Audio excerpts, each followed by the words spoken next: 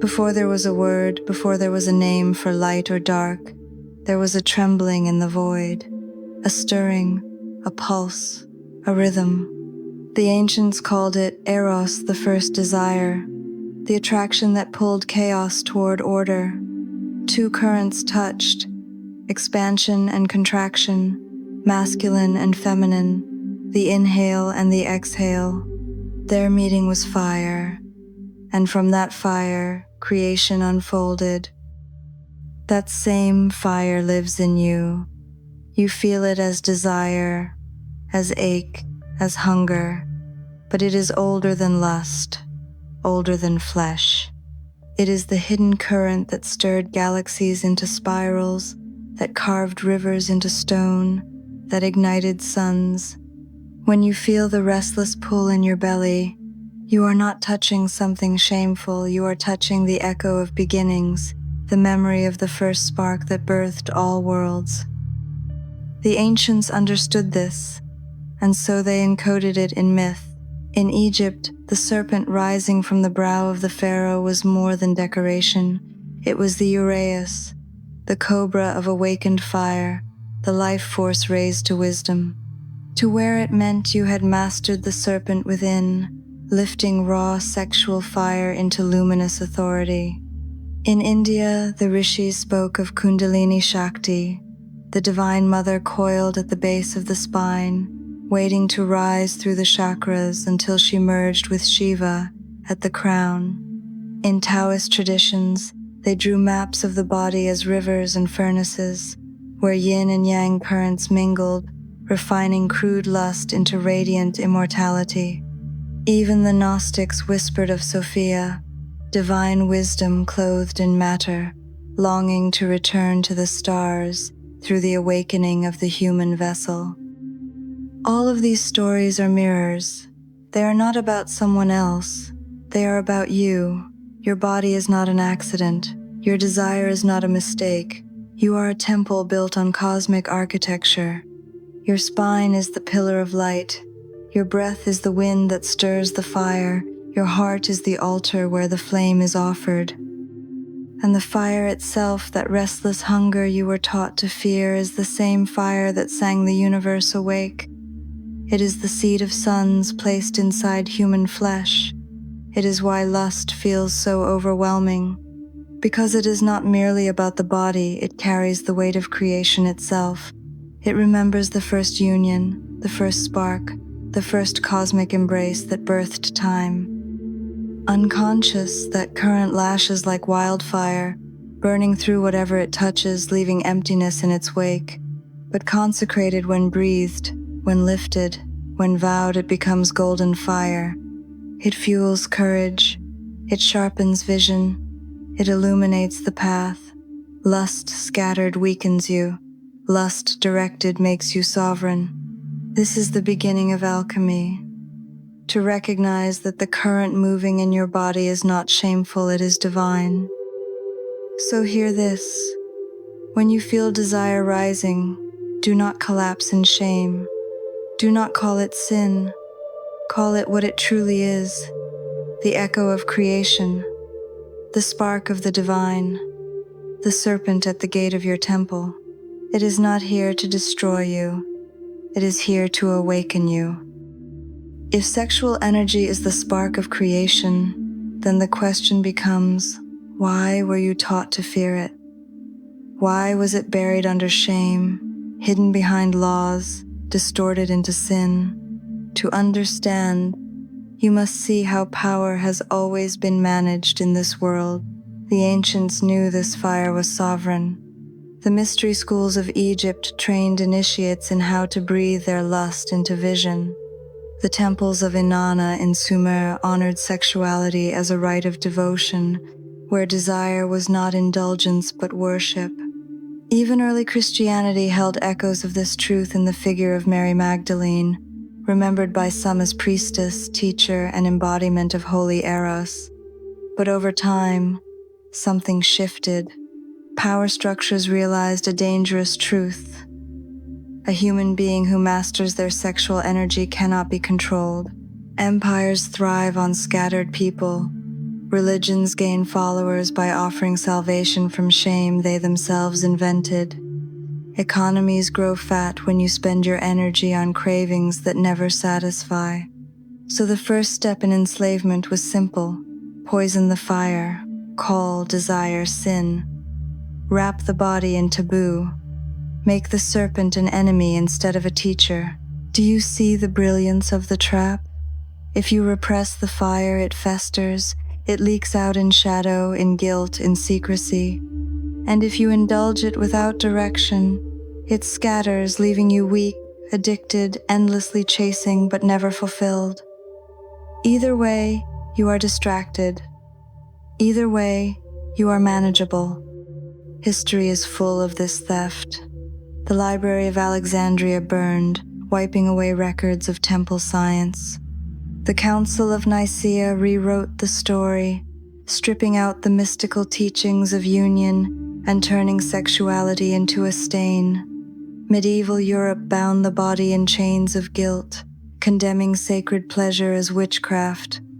And in your own time, screens glow with images designed to hijack your fire, to siphon your focus, to bleed you into exhaustion.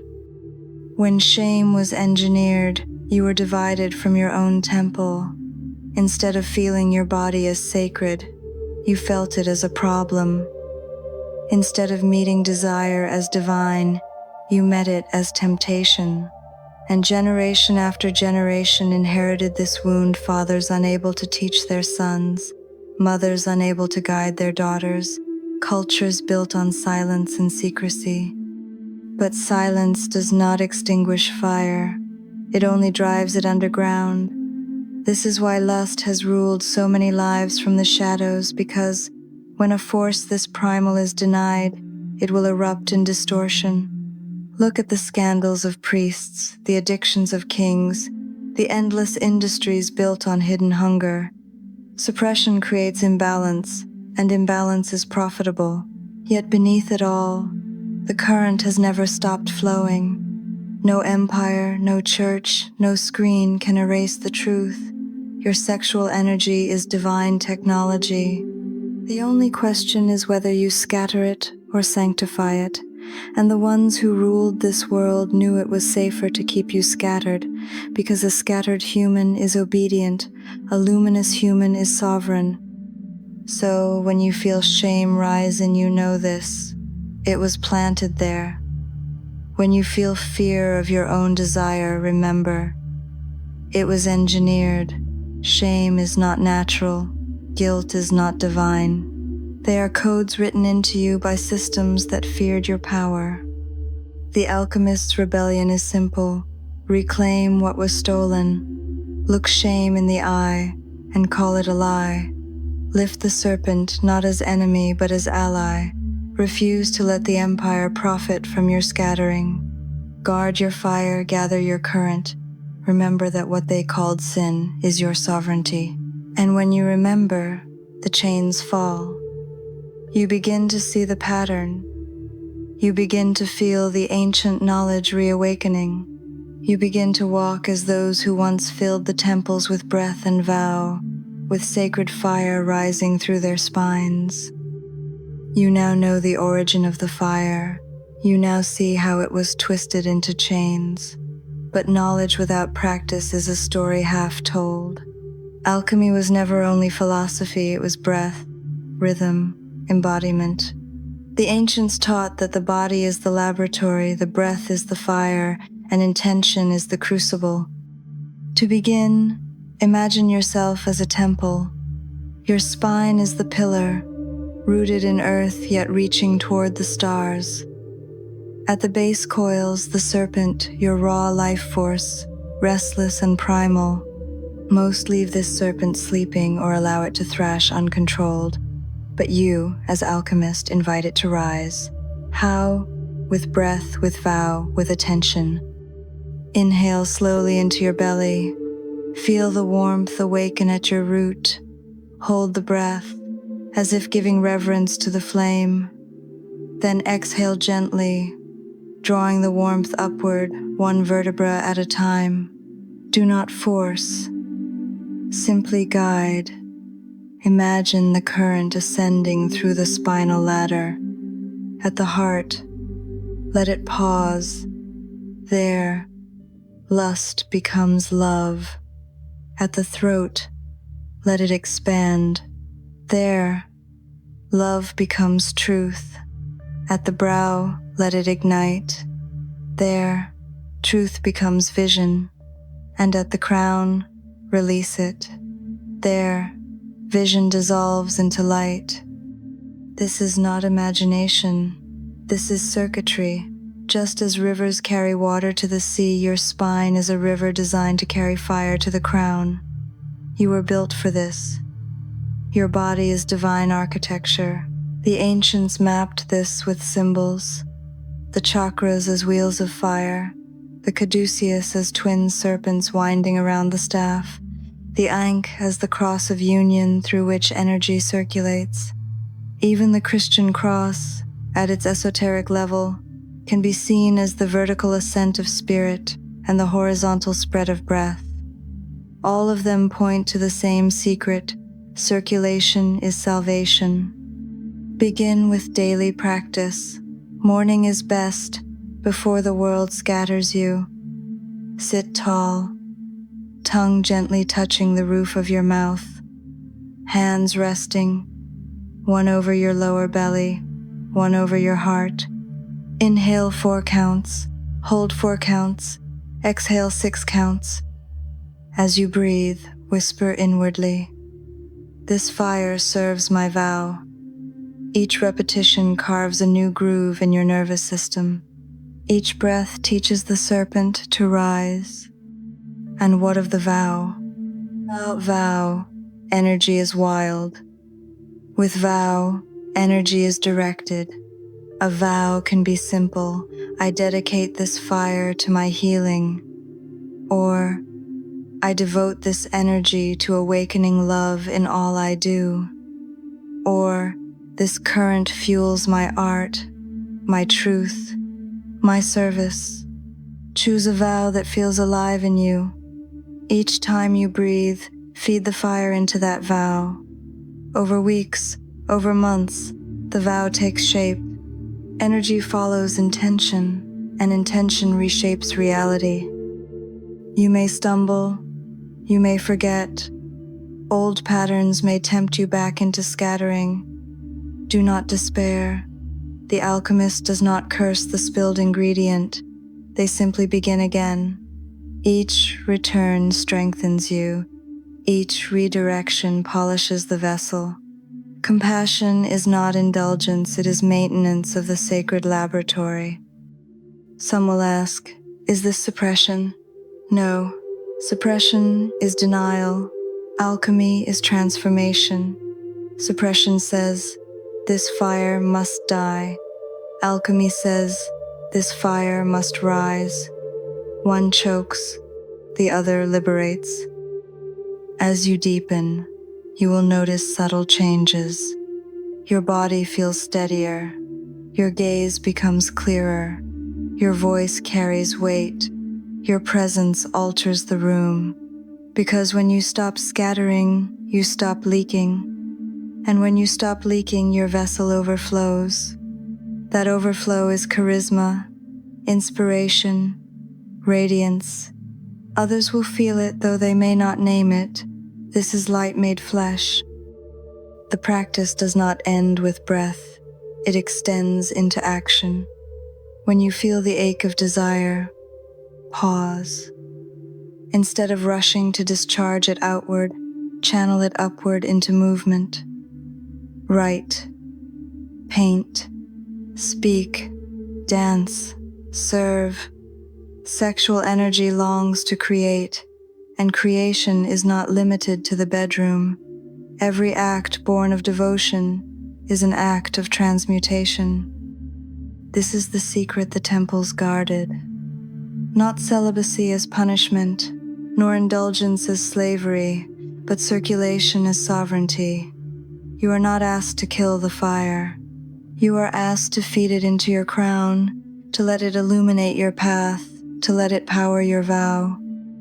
Remember this formula: heat plus direction equals transformation. The heat is your desire. The direction is your vow. The transformation is your awakening. Practice it daily, fail and begin again. Over time, the current that once scattered you becomes the crown that steadies you. And in that moment, you will understand what the initiates always knew, that lust was never your enemy. It was the raw material of light. If the single body is a temple, then the meeting of two bodies is a cathedral. When two currents join, when two fires entwine, the power is multiplied. This is why the ancients spoke of the sacred marriage, the hieros gamos, the holy union between masculine and feminine, heaven and earth, spirit and matter. At its root, sacred union is not about bodies alone, it is about polarity. One current penetrates, one receives, one moves outward, one draws inward. Both are necessary, neither is superior. They are the eternal dance, the rhythm by which creation unfolds. The masculine is the flame that focuses. The feminine is the vessel that magnifies. Together they birth worlds. The myths remembered this. Isis and Osiris in Egypt, the queen who gathered the scattered pieces of her beloved, breathing him whole through her devotion. Shakti and Shiva in India, the mother rising to meet the father, their embrace giving birth to the cosmos. In alchemy, the red king and white queen, merging to create the philosopher's stone. Always the same truth. The union of opposites is the gateway to transformation.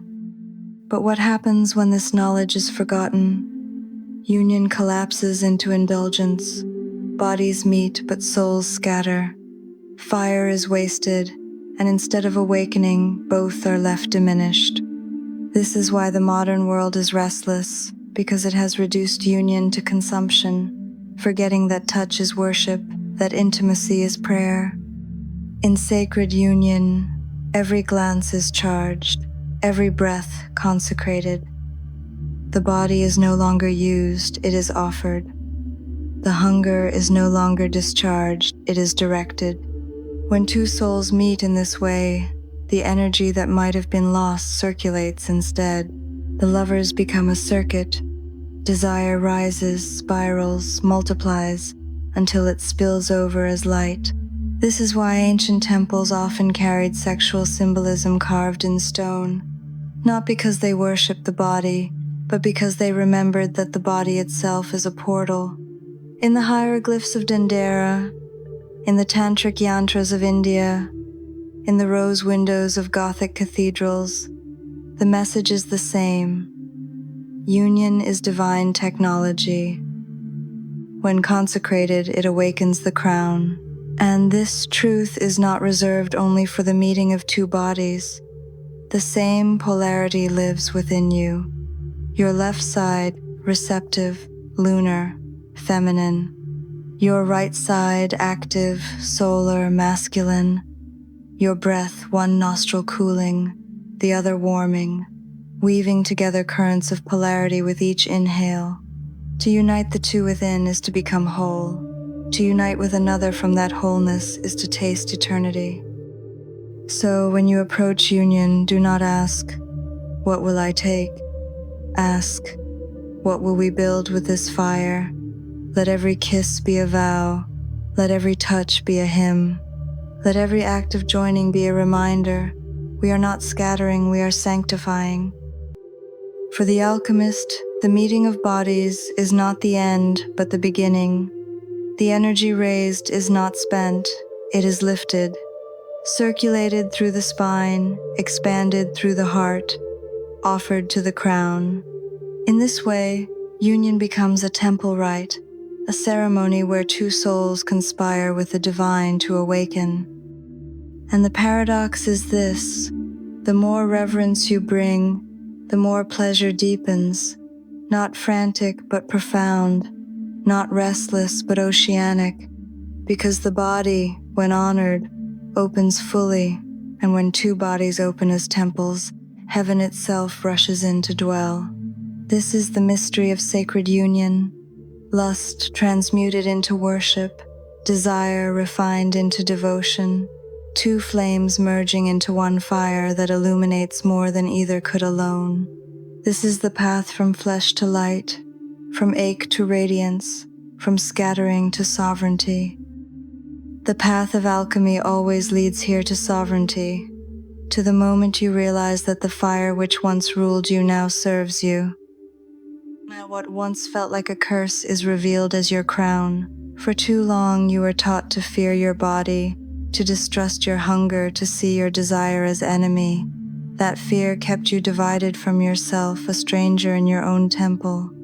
But when you reclaim the fire, when you lift it instead of scatter it, when you consecrate it instead of condemn it, you become whole. And wholeness is sovereignty. Sovereignty does not mean suppression. It means stewardship. It means you are the guardian of your own flame, choosing with clarity where it flows. It means you no longer chase illusions, no longer bow to cravings that weaken you, no longer feed the empire with your scattering. Instead, you turn your energy into devotion, your devotion into creation, your creation into light. This is the rebellion of the alchemist, to gather what the world urges you to spend, to sanctify what the empire calls sin, to walk luminous in a culture built on shadows. When you do, you are no longer pulled like a leaf in the wind. You become the wind itself, steady, directed, unstoppable, and the changes ripple. Your relationships transform, because you no longer come seeking to take, but to offer. Your work deepens because every word, every act carries the charge of gathered fire. Your very presence shifts the room because people can feel the steadiness in your field. This is why the mystics were said to shine. Their light was not metaphor, it was overflow. But sovereignty is not isolation, it is communion. When you become whole, you meet others whole. When you guard your temple, you meet others as temples. This is sacred community, the gathering of sovereign souls, each one carrying their own flame, together becoming a constellation of light. So hear this clearly. Sovereignty is not the end of desire, it is the fulfillment of it. The hunger you feared was never meant to vanish, it was meant to guide you here, to the throne of your own being. To the moment you remember, you are both human and divine, animal and angel, earth and heaven in one body. The fire that stirred at your root has risen to your crown. The serpent has become halo, lust has become light, and now the choice is yours. Each day you will be tempted to scatter, to forget, to hand your energy to 1,000 distractions. But each day you will also remember, you are the alchemist. You are the sovereign flame. So, light a candle. Place your hand on your heart. Say aloud, I keep what I gather. I give what I keep to what I love. Let those words become your seal. And as you breathe, feel the crown above your head, radiant, steady, eternal, from lust to light, from scattering to sovereignty, from hunger to awakening. This is the alchemy you came here to remember.